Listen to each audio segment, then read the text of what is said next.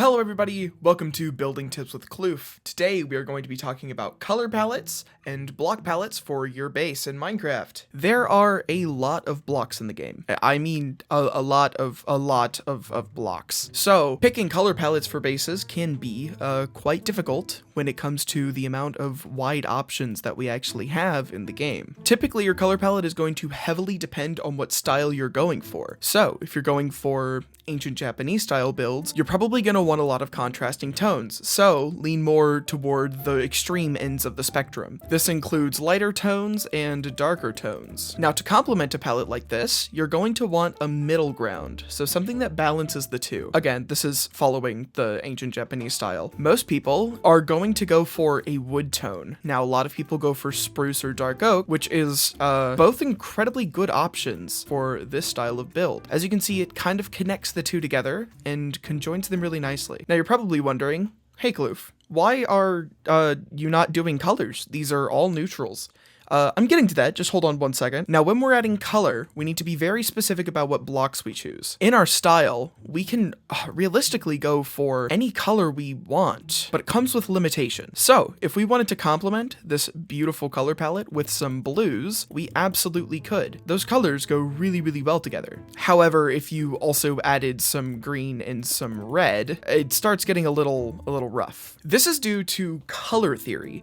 Now, if you don't know what color theory is, I'm going to briefly explain a little bit of it, but there's other videos on YouTube that will explain color theory a little better. Now in Minecraft, to contextualize color theory, we have to get some blocks real quick. Okay, so for color theory, we have our three primary colors, which are going to be red, yellow, and blue, okay? These are your typical primary colors, and in between each of these colors, make new colors. So we have orange, red and yellow make orange, blue and yellow make green, red and blue make purple. These are your secondary colors. Now in between each of these colors, we have sub-colors. So here we have a warmer green, which would go in between the green and the yellow. And then over here we have a green and a blue, which kind of makes this in-between color. Now in Minecraft, the problem comes in where we don't have a lot of in-betweens for a lot of the colors. For instance, something similar to indigo doesn't really exist. Now this is when we have to start expanding to other block types to get better gradients. The closest block we could get to indigo is probably going to be blue terracotta, and this is because it carries on blue tones and warm purple tones. Now what you're going to face when you start adding other block types into your block set or color palette is that other blocks have different textures and also different saturation values. So all of the terracotta blocks are going to be generally muted. This is what it looks like when you have the colors of the terracotta lined up next to the wool. As you can see, the colors are absolutely muted, and it kind of changes the value in which they're portrayed. Value is when a block or a color is lighter or darker. For instance, over here, this dark green is much darker than the dark green, which is incredibly confusing. Anyways, back to our wheel over here. Red and green are what we would call complementary colors, and these are because they stand on opposite sides of the color wheel. Other types of combinations include analogous colors, which are multiple colors that are right next to each other on the color wheel. Triadic colors, which are three colors all opposing each other on the color wheel, such as the primary colors. And monochromatic, which are all of the same color but different shades. Okay, so now that we have some color theory basics under our belt, let's work on some color palettes together. Coming back to this one, the reason I don't think these colors work together necessarily is because they're kind of sporadic around the color board and also on saturation levels. These blues are much more muted than the red and the green are, making them not feel cohesive. This red is also very striking and complementary to the green, but not quite complementary to both the green and the blue at the same time. Now, if we were to remove the red, that's a nice cool tone color palette. Cool tone colors are all of the greens, blues, and purples on the color wheel. And warm tones are the reds, oranges, and yellows. This would make for a pretty decent Japanese style build palette, but you could also use it for plenty of other builds. High contrasting colors are also used in cityscapes and plenty of other build styles. Now, pulling from our wheel over here, I think we can take this cyan terracotta, this yellow here, and maybe this orange, and I think we can make something pretty interesting. Now, with this block palette, we can have We can do a lot with it, but this is just the colors. We're also going to need a foundation to apply this color set. Typically, we're going to start out with some neutral colors.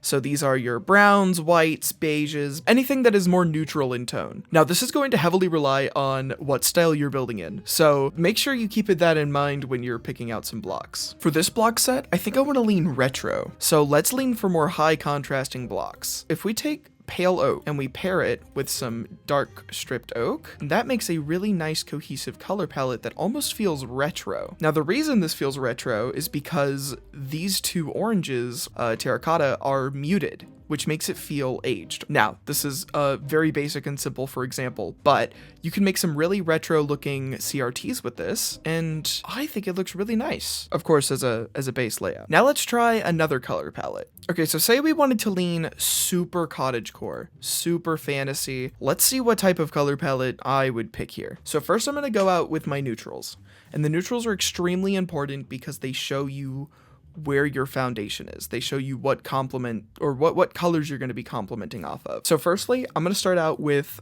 my wood tones, of course, and then we're going to lean in for some tough brick. Now, this is a gray, so you have to be very careful with the grays because there are many different shades of gray. As you can see right here, you have the green grays, the blue grays, and then the light toned blue grays. Now, I think color-wise, I'm going to go green, because that's in my head, this is how cottagecore is. So we're going to lean very green for this build. Now, as a complementary color to the lime, I think we're going to go red. Instead of using one of these light, like brightly colored blocks, we're actually going to use mangrove. So we're going to go with a few wood types, tough bricks, green wool, okay, and lime terracotta. And then we're going to go red stripped mangrove, and some white pale oak wood. Now just give me 1 second as I build up a little example house for this demonstration. Now I can't lie, this was quite a challenge considering I had to only use whole blocks for this. However, this gets the color idea across pretty well. This here is what I made, and don't pay attention to the lack of detail or the lack of attention. I had a little bit of depth, but framing this roof piece with the darker wood, highlighting the roof piece, the whatever this part of the roof is called. What is this part of the roof called? The gable. That doesn't sound right. Okay, the gable. We're going with this. Highlighting the gable in white separates it from the rest of the build, making it stand out. Using the red tones balances the whole thing, complementing it with the green roof. This is a very, very, very basic demonstration of how color theory can work and how it can change the way a build looks. Now, say for instance, I wanted to completely destroy everything I had just done and make it look absolutely abysmal. The first thing I would do is pick the most obnoxiously bright color that I could, okay? Now, this could be honestly can be a wide spectrum of things considering the roof is green, which is pretty complementary with most individual colors. However, this bright yellow front facing house with this green roof doesn't look too great. They're two different values of colors, and one's much less saturated than the other, so it's a little striking to look at. Not to say that yellow and green can never work together, because lemons exist and lemons are great and really aesthetically pleasing, so not that this couldn't work, I just don't think it's preferred. Okay, moving on from that one, let's work out one more color palette. Now for this color palette, I want to go super light and floaty, and I think we're gonna go pink. Now what most people do when they hear pink house is they go everything pink.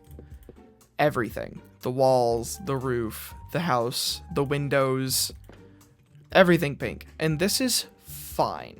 Okay, this technically works because of, if you recall from earlier, the monochromatic color scheme. The problem is all of these pinks are roughly the same value. This pink tone is a little bit different than these pink tones, obviously.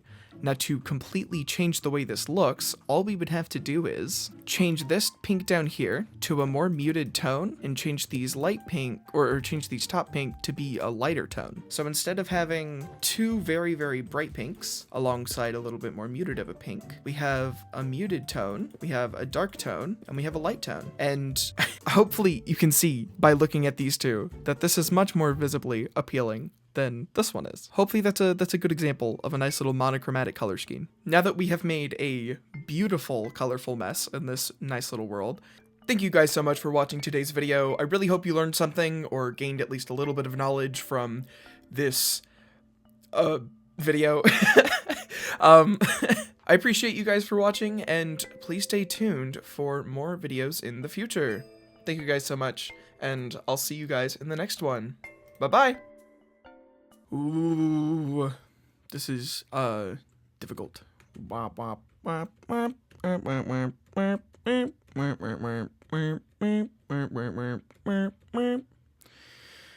Okay, well, that was fun.